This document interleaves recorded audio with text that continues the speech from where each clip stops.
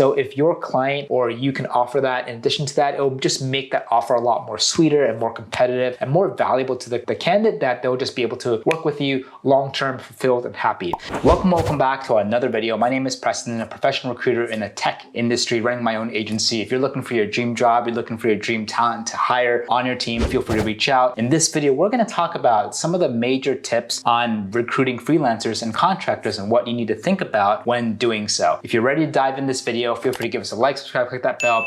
Really means a lot. Let's get started. So a quick background on me, just in case you're unfamiliar coming to this video for the first time. I've been doing this for a very long time. My career started in 2014, 2015. At that time, joined a national US staffing agency, had about 300 recruiters. I basically started from the bottom, and within a little over a year, I worked my way up to become one of the top producers, billing over $500,000 on my own desk, achieving the elite $100,000 in billable commissions in 1 month, and becoming one of the top guys there. Quickly left, joined an early stage startup, ran out of money to kind of experience the internal corporate side, and then started my own solo practice in the beginning, now an agency, and somehow was able to duplicate that same level of success. Did a little over $500,000 my first year. Now grateful to say that since that time, I'm able to do over multiple 7 figures. Again, before I dive into this is based on my own experience, my own knowledge, just my own opinion and perspectives. I really hope it helps, but if you agree, disagree, that's totally cool. My mission here is to really just provide you value and entertainment, and hoping that, this can help you scale your team, elevate your business, and maybe one day we can work together. That'd be really awesome. So tip number 1 is you have to understand the freelance market high level. So in recent years, freelancing has steadily become more and more popular, especially with the pandemic in 2020. The 2023 Freelancer report reveals that the number of freelancers in the US has reached 7.5 million, 22% rise from last year, and that growth is just going to continue. Now, even though this is not related to tech, what I found really interesting is that the hottest gig on the freelance job market right now are writers and editors, according to CNBC, and according to Freelancer.com, creative writing is the most in-demand skill employers are hiring for across a variety of platforms, based on analysis of nearly 300,000 jobs advertised between April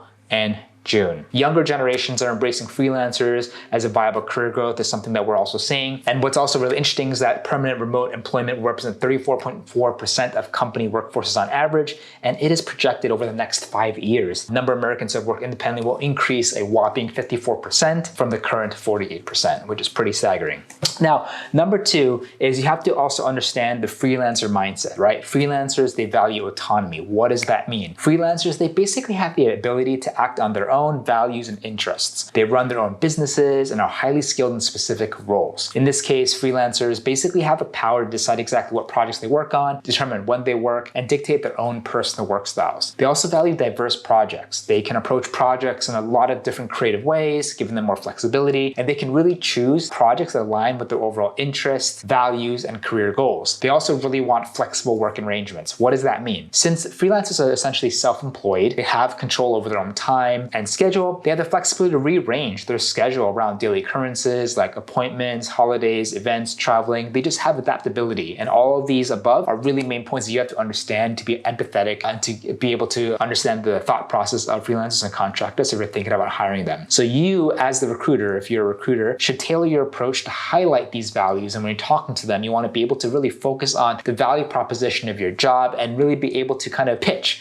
and make sure that in your pitch, it really kind of addresses a lot of the autonomy, diverse projects, flexible work arrangements that freelancers and contractors will ultimately like and place greater value on. Number 3, you want to be able to leverage freelance communities, right? So if you're also a hiring manager, CEO, you're a recruiter, there are obviously great OG platforms like Indeed and Monster, Craigslist, and LinkedIn that you can use. But here are also 6 that I am aware of. I also use some of these, whether it's hiring freelancing for my own business or trying to maybe provide more of like high thought level or advice to other founders or other operators who are looking for freelancers who don't basically want to use a staffing firm to kind of go that route. More than happy to share just like a lot of really great resources and channels that they can look into. So obviously recruiters who are looking for freelancers or contractors, right? You want to take advantage of these websites as they offer a wide pool of talented freelancers to hire from. And a lot of these sites, please also keep in mind, can also be very industry specific. So here are some details about the site. So Upwork, number 1, it's a good place to hire creative roles like writers, editors, designers, animators. It provides a wide range of categories from web design to software development to creative roles, customer success, success, customer service, VAs, even accounting. There are a lot of different ways to hire through Upwork. Clients can basically post a job and hire talent or buy services from a project catalog. It's completely free for freelancers to use and create a profile, and they can create multiple profiles based on their skills, which is really cool. They also offer a lot of different types of payments, whether it's hourly, whether it's fixed price projects and milestones, project catalogs, bonuses, or expense reimbursements. They really do their best to kind of cover all categories. And basically, when you hire on Upwork, you pay a 5% client marketplace fee on all payments that you make to freelancers for fixed prices and hourly jobs. Next is Code Control. It's a really great place to hire more technical skilled developers. There are over 750 top freelancers on demand. Recruiters can essentially get in there and find top freelance tech positions, developers, designers, and product managers. They focus on assembling a project team for you, from project scopes, kickoff, agile sprints to project delivery, which is really cool. And freelancers pass a 3-stage assessment procedure: resume review, phone interviews, coding challenges, and ongoing reviews. Then there's Behance, right? It's a great place to hire designers. It's the biggest portfolio marketplace for designers to date. From our research, I also frankly use this a lot too in my early days of recruiting, when I would focus specifically on graphic, visual, and UX and product designers. Recruiters can manually check freelancers' portfolios and contact them one-on-one for a meeting, which I find really, really helpful here. You can get an overview of what tools freelancers are experienced in, for whether it's like Figma or Adobe Creative Suites. It's also free to sign up, which is pretty cool. TopTal on the bottom left, it's a great place to hire project managers to work on bigger tasks. It's an exclusive network to hire top freelance software developers, designers, finance experts, product managers, and project managers. You can hire in under 48 hours here, offer flexible work arrangements, hourly to full-time, and there's a 98% trial to hire success rate, which is fantastic. Industries that they're hiring for are varied, whether it's healthcare and life sciences, consumer products and services, financial services, industrials, communications, media, entertainment, and also technology. There's Oompo. It's a good place to find independent contractors. Ideal for larger projects, gives you access to over 40,000 skilled and on-demand contact professionals. There's something called the Oompo Copilot, which is used by companies and agencies to find contractors. You have unlimited access to all the job postings. You can benefit from networking, browse 60,000 on-demand professionals. You save hours on candidate search and outreach through a lot of their really easy to use, intuitive features and search features as well. They send you matches immediately based on your required skills and experiences. It's faster sourcing and vetting. It's just really great UX and UI. They also have a user-friendly AI to help assist searches and team collaborative features. Also provides great networking tools, communications, and how the payment works is that basically you pay monthly. It's a subscription-based service, whether you hire 1 to 20 people. And ultimately, the whole idea here is that you save a lot of money by avoiding multiple tools and no added markup fees for hours. Lastly, you have Guru. It's a great place to find freelancers from various industries. It's a well-known marketplace to find skilled freelancers. It's very free to sign up, post jobs, get quotes from freelancers within a few hours. They have a massive database where you can search for freelancers called the Guru Marketplace. You can compare freelancers by evaluating quotes, finalize agreements, and hire in just one click in one place. They have a free employer membership, post unlimited jobs, they request quotes from top freelancers, also use Safe Pay for payment protection, pay the industry lowest handling fees, all great stuff. And in terms of pricing, they charge a handling fee of 2.9% for each invoice you pay. You can do it through e-check or transfer. You can receive 100% also cash back on the handling fee. All in all, these are really great marketplace platforms and tools that you can use. But if you're watching this and you use others I haven't mentioned here, what are some that you love, that you use on occasion, or you found great success with? I'd love to hear from your thoughts. Tip number 4 here, right, is you want to also think about flexible payment structures. Because of freelancing contract, there's a lot of different variations that you can think of versus someone who's just full-time salary, right? You want to offer flexible payment options to attract top talent, motivate them to deliver quality work. These are some of the different payment options that you can consider. So when it comes to hourly rates, so whether I'm hiring for my team to do like marketing editing or your client's hiring for their team, an easy way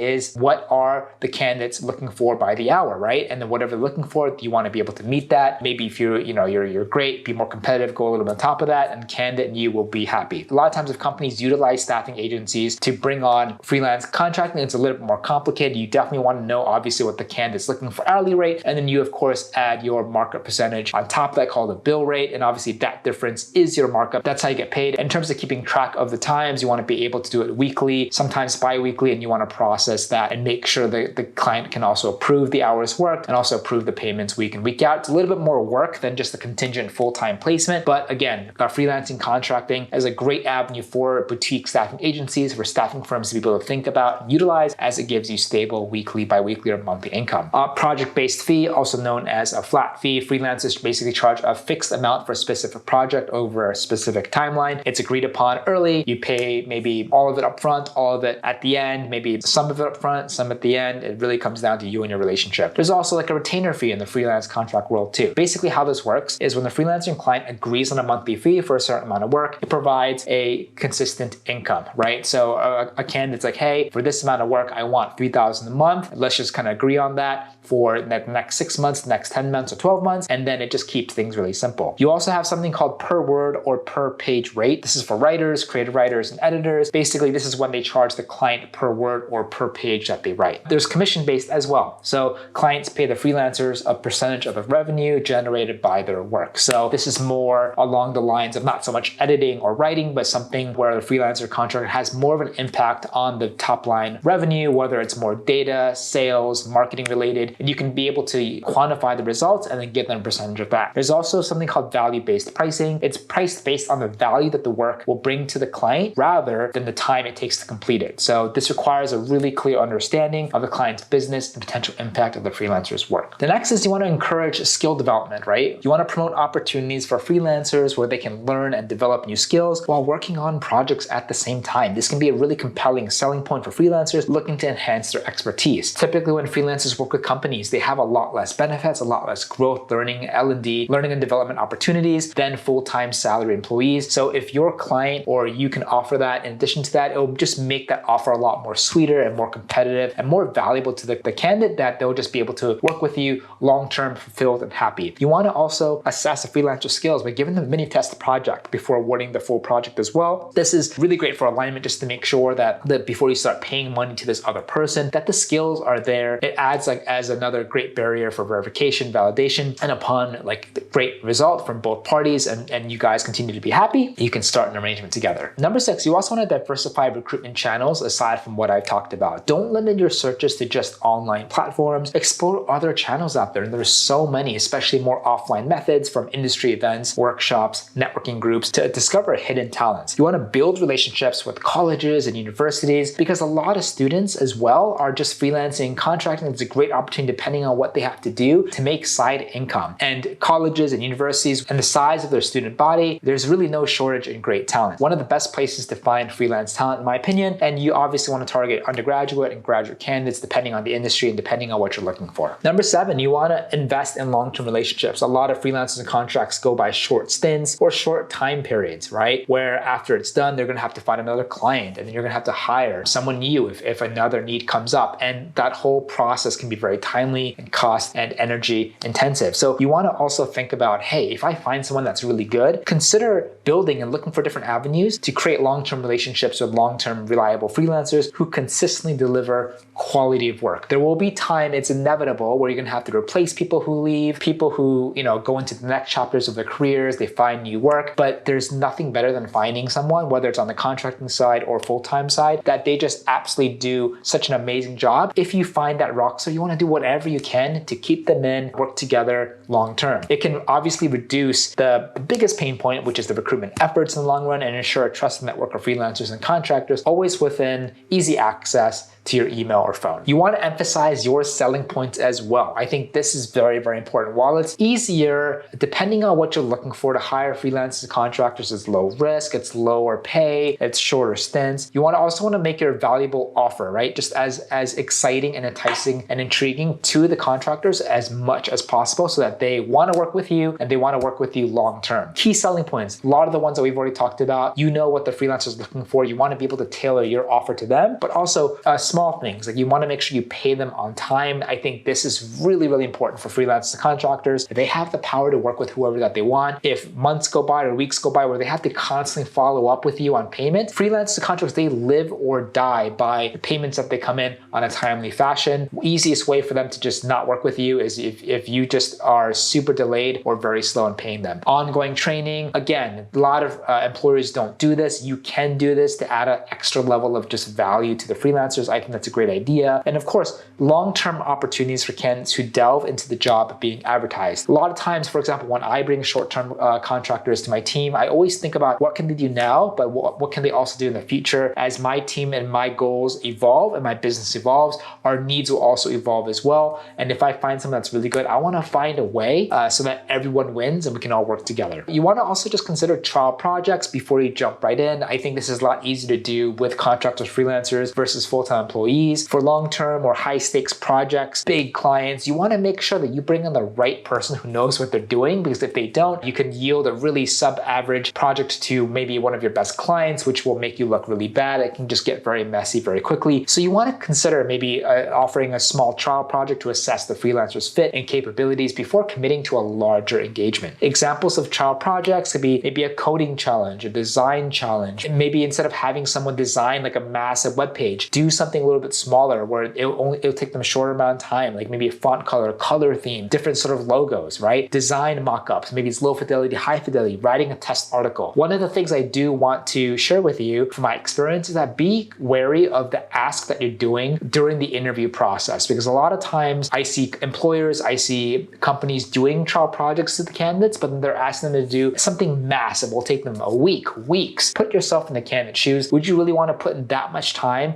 without a guarantee you're actually going to get the job? Or would it just make more sense and more value for your time and money to interview with other companies who probably won't have any trial projects, or if they do, it's much shorter. It just makes more sense. So you want to make sure that you're empathetic and respectful. You want to keep the interview process moving fast. If you ask them to do a design project, don't have them do something where it takes them a long time. And if they do, you want to be able to compensate them. That's another great way for you to be fair, be respectful, and making sure they remain engaged and fulfilled throughout the interview process. Be flexible with the contract terms. Things change all the time. Be open to negotiating contract terms, including payment schedules, scope, contract durations, to accommodate the needs of both parties. What someone's need is right now might not necessarily be what their need is a couple months from now down the line. Clearly define ownership of intellectual property in the contract. Be open to negotiations, especially when freelancers contribute creatively to the project. So what's your take on the future of freelancing? Do you love it? Are you freelancer yourself? Are there some resources or platforms that you use that I haven't mentioned? How do you see the freelance job market evolving in the coming years? I really do see this growth continue to get faster and faster and faster. You can have freelancing, contracting jobs in any industry, in any markets out there. And I think what happened in 2020 only accelerated, acted as a significant catalyst to just propel this to go farther and faster than what we've ever seen before. So really excited to hear your stories, and really excited if you are a founder, you are a recruiter, you are a hiring manager, and you hired other freelancers or contractors in the past, what advice would you give? Please share your perspectives down below. Again, hope this helps. Hope this gives you value. I love freelancers. I love working contractors, and I hope that this can give you a better framework in terms of how you can approach, ultimately hire, and create fulfilling relationships with freelancers long term. Appreciate it, and we'll see you on the next one.